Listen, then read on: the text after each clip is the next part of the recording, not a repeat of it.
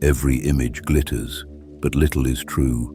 You scroll, and the world performs. Smiles fixed, angles sharpened, numbers rising, like altar lights.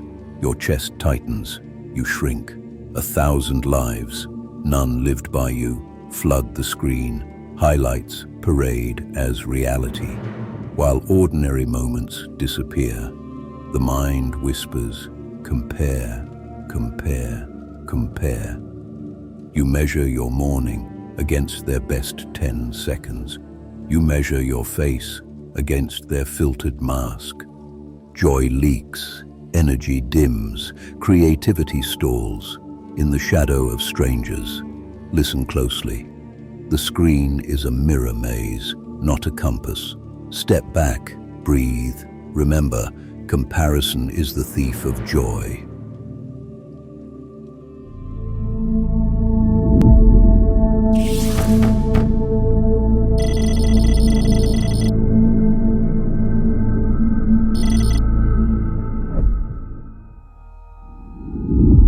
Inside a bronze hall of mirrors, a wanderer searches for a truer self.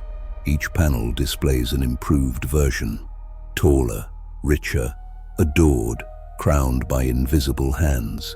They reach toward a shining double. It recedes like tidewater. Another image promises genius. It fractures as fingers touch glass. The hall hums with whispers stolen from timelines, trophies, abs, vacations, launches, weddings, views. Every reflection shouts, "Be like me." Every shout subtracts something quiet inside. Days blur. The wanderer grows paler, as though the mirrors sip their color. Meals go cold while they chase angles. Music they once loved becomes background static. The hall rewards endurance with brighter illusions and sharper hunger. They pause at a dim pane. It reflects nothing, an absence. For a moment, there is relief, no comparison, no noise, only breath. The pulse returns. A thought rises.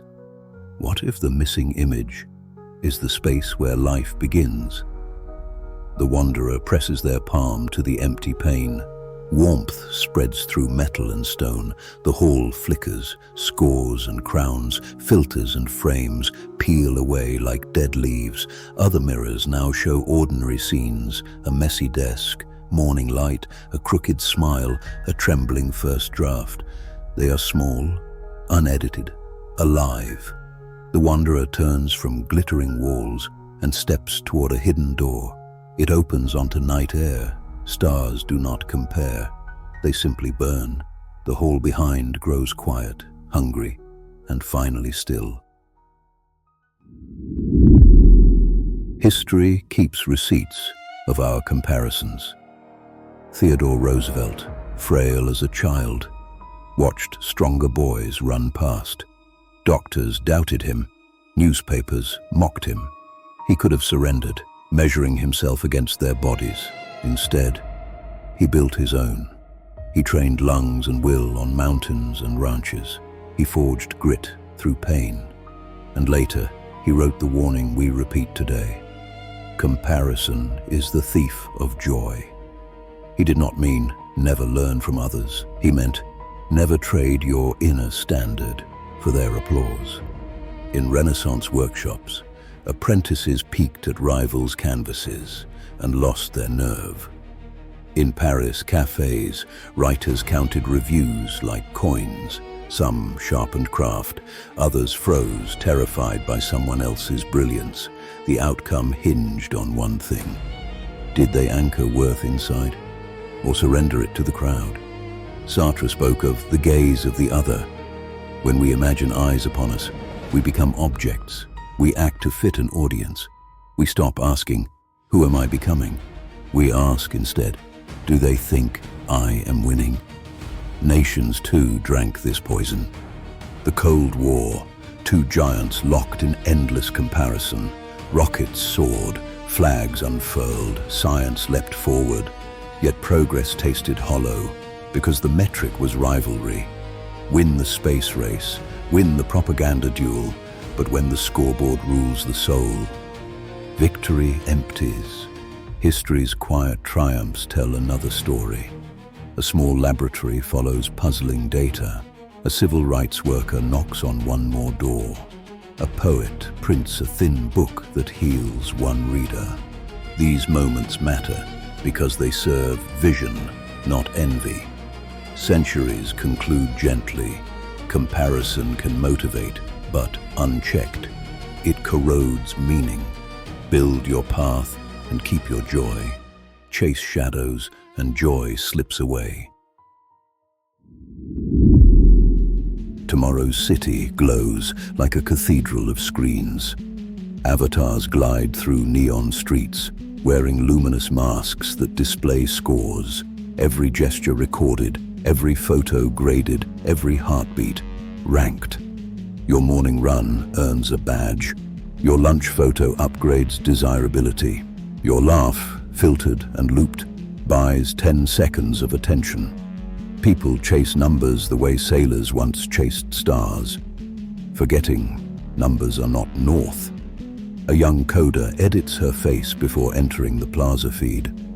She brightens eyes, shrinks pores, reshapes her jawline. The mask reports a higher score. Doors open. In an alley, a musician removes his mask. He sings to brick and wind. No score changes, but something human stirs. Platforms promise fairness. Algorithms claim objectivity. Yet the metric bends toward conformity because novelty risks disapproval. So the city erases its accents. Same smile, same angle, same sound, same pace. What began as connection becomes a hive of mirrors, reflecting mirrors. And you can feel this future already. The dashboard in your pocket, the red bubbles, the feed training reflexes with micro rewards. Thumb, eye, breath, loop, tiny comparisons stack like dust until the heart feels heavy. The cage will not look like a cage, it will look like a leaderboard. But there is another path. Turn the lens inward, measure by craft, by courage, by promises you keep to your morning self. Protect hours where no metric reaches. Let boredom open new rooms in the mind. The musician plays, unrecorded, and life finally lives. Return, not to their road, but to yours. You do this by attention. Attention is ownership. Where you place it, grows. Where you withdraw it, withers. Withdraw attention from comparisons, and envy shrinks like a shadow at noon. Start small. Name 3 things you value that metrics cannot weigh. Honesty, steadiness, wonder. Let those become your inner ledger. When the feed shouts, ask, does this align with my ledger? If not, scroll past, or close the app, or stand up and touch sunlight. Practice creative solitude. Guard hours when your phone rests in another room. Bring a notebook. Follow curiosity, even when it feels trivial. A doodle becomes a pattern. A sentence becomes a page. A melody becomes a morning ritual. Momentum replaces comparison. Remember the forest. If every tree competed with the straightest pine, the woods would die. The crooked oak holds an owl. The willow bends to shelter a stream. The cherry blossoms for one impossible week. Nature's power is difference, not uniformity. So is yours. Your uniqueness is not a loophole, it is your map. Set humane metrics. Did I keep a promise to myself today? Did I add value to one life? Did I tell the truth? When these are your measures, noisy leaderboards lose their spell. Train attention through the body, walk without headphones, breathe in 4s, loosen shoulders, soften jaw, feel your feet land. Presence dissolves comparison because presence has no audience. Finally, aim your work at contribution. Create the thing you wish you had found. Teach the skill you longed to learn. Say the words you needed last year.